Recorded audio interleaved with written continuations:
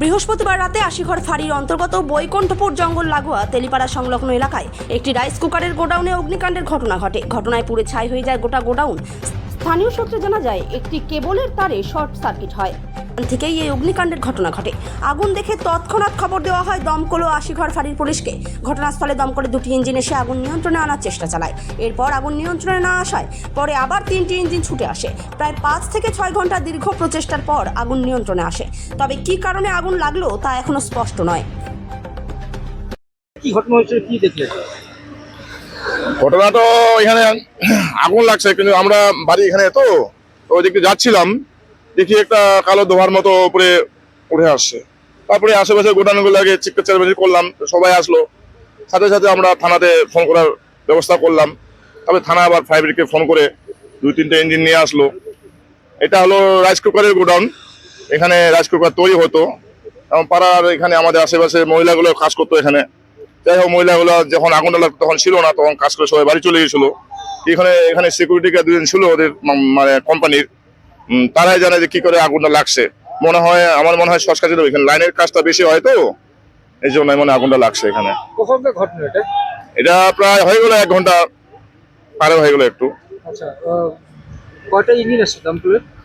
আপাতত 3টাই দেখতেছি, আরো মনে হয় লাগবে নাকি। এখন আগুনে এখন ভিতরে মানে পুরোপুরি নিভে নাই। কি মনে হচ্ছে কিভাবে আগুন লাগতে পারে এটা? এটা শর্ট সার্কিটে লাগতে পারে, ইলেকট্রিক কাজ বেশি হয়তো এখানে। এখানে তো আরো তো গোডাউন আছে, কি মনে করছেন যে এই যে শর্ট সার্কিটের জন্য আরো কোনো গোডাউনে কি লাগানোর সম্ভব থাকতে হচ্ছে কি? শর্ট সার্কিটে আর যে গোডাউন আছে পাশের গোডাউনটা, ওখানে লাইনে অতটা কাজ নাই, ওখানে তো ট্রান্সপোর্টের ওটা। আরেকটা আছে আমাদের পাশে এলকেমের মেডিসিনের আছে, তো মেডিসিনটা ওরা সেফটি ওদের সেভাবে রাখছে, ওদের গোডাউনটা যে কোনো দামি মাল থাকে ওখানে। যেহেতু এত বড় একটা কারখানা, সেহেতু করে ফায়ার সেফটি গুলো কিছু ছিল কি মনে হয়?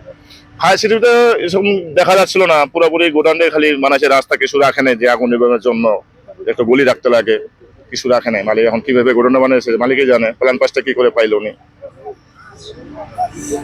আপনার নাম আর এই জায়গাটার নাম? আমার নাম গোপেশ রায়, বাড়ি আমাদের তেলিপাড়ার মধ্যে গোডাউনটা, আমাদের বাড়ির পাশেই। দিদি কিভাবে এই আগুনের ঘটনা কিভাবে? এখানে আমাদের ওই যে কেবলের যে তারটা আছে ওখান থেকে ফায়ার হয়েছে, মানে লাইন কালেকশনের থেকেই হয়েছে। আমাদের এখানে তো কোনো লাইনের কাজ হয়, মানে কোনো আগুন বা কোনো কিছু কাজ হয় না। এখানে আমাদের যা কিছু আছে মানে কুকার কোম্পানি, তো এখানে কোনো কিছু এসে ছিল না। আপনারা কি ভেতরে ছিলেন? না না, আমরা 6টার দিকে আমাদের ছুটি হয়ে যায়। আচ্ছা, তো আমরা 6টার দিকে চলে গেছি বাড়ি।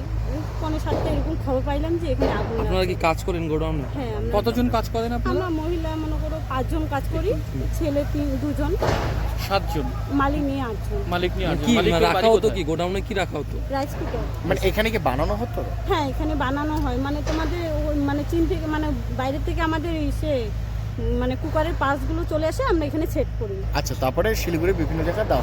বিভিন্ন জায়গায় দেওয়া পুরো হয়। কোম্পানির নাম আছে এটা? হ্যাঁ, আসমান। আর মালিকের নাম কি রয়েছে? আচ্ছা, কিভাবে খবরটা পেলেন? কি দাদা পার্সোনাল ডক্টর, তো মানে মালিকের নাম জানেন আপনারা? আচ্ছা, কিভাবে খবর পেলেন আগুন লেগেছে? আমরা এখানে শুনলাম যে এখানে আগুন লেগে গেছে, লাইনের দিকেই হয়েছে। মানে খবর দেওয়া হয় যে এখানে 2জন ভাই থাকে, ওরা বিশেষ করে বলতে পারবে, আমরা তো বলতে পারবো না। আমরা যেটুকু জানি ওটুকু। কি নাম আপনার নাম? আমার নাম জোবা রয়। কি নাম? জোবা রয়। কিভাবে এই অগ্নিকাণ্ডের ঘটনা হলো, আর কি দেখতে পেলেন, কি জানতে পারলেন? আমি কিভাবে হয়েছে সেটা বলতে পারবো না। আমি যখন আগুন লেগেছে আমার কাছে ফায়ার ব্রিগেড থেকে ফোন আসে, আমি সঙ্গে সঙ্গে স্পটে আসি। আমি দেখলাম এখানে আগুন লেগেছে, কিন্তু এদের ফায়ার সেফটি আছে কিনা সেটাও চেক করতে হবে পরবর্তীতে। আর আমাদের জানতে হবে যে কীভাবে এটা তৈরি হয়েছিল, লাইসেন্সগুলো ঠিক আছে কিনা।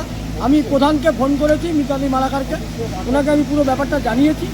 এখন ওনাকে গিয়ে আগামীকাল ওনাকে জানাবো, এটা আমরা ইনকোয়ারি করব। ঘটনাস্থলে তো দমকলের 3টি ইঞ্জিন এসেছে, এখনো পর্যন্ত আগুন তো নিয়ন্ত্রণে আসেনি। না, চলে আসবে আগুন কিছুক্ষণের মধ্যে নিয়ন্ত্রণে চলে আসবে। এটা কি বৈকুণ্ঠপুর ফরেস্টের এলাকা?